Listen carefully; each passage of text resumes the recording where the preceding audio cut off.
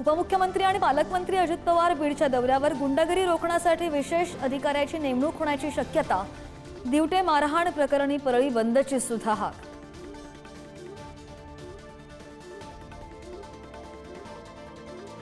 सरपंच संतोष देशमुख हत्या प्रकरणी बीडच्या विशेष मकोका न्यायालयामध्ये सुनावणी सुरू। कागदपत्र मिळाली नसल्याचा आरोपींच्या वकिलांचा दावा।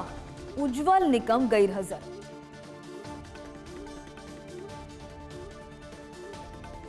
मुंबई गोवा महामार्गावर खेडमध्ये जगबुडी नदीमध्ये कार कोसळली। भीषण अपघातामध्ये 5 जणांचा मृत्यू, तर गडचिरोलीमध्ये अपघातात 4 जणांचा मृत्यू।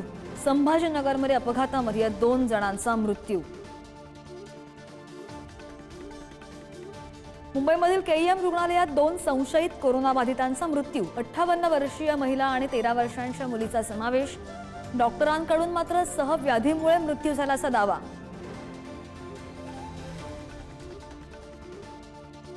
राज्यामधील अवकाळीनं झालेल्या नुकसानीचा केंद्रीय कृषी मंत्री घेणार आढावा। पुढचे 5 दिवस कोकण आणि मराठवाड्यामध्ये अवकाळीचा इशारा।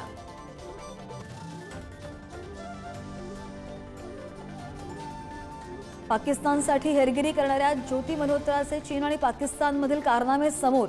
ओडिशामध्ये ज्योतीने संपर्क केलेल्या युट्यूबरची सुद्धा होणार चौकशी।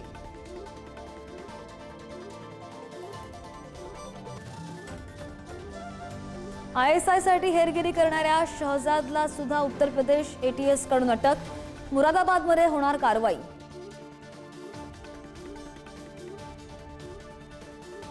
पाकिस्तानला नाणेनिधीच्या नव्या 11 अटींची वेसण। भारतासोबतच्या संघर्षानंतर 2.5 लाख कोटी रुपयांहून अधिक म्हणजेच 18% जास्त संरक्षण खर्च राखून ठेवण्याच्या सूचना। तर कृषी उत्पन्नावर सुद्धा कर लावण्यासाठी नवीन कायदे करण्याच्या सूचना।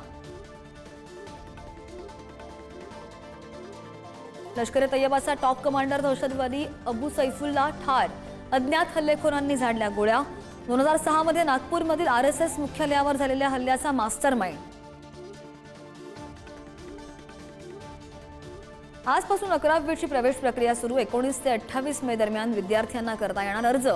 अर्जामध्ये 10 कॉलेजेसना देता येणार प्राधान्य।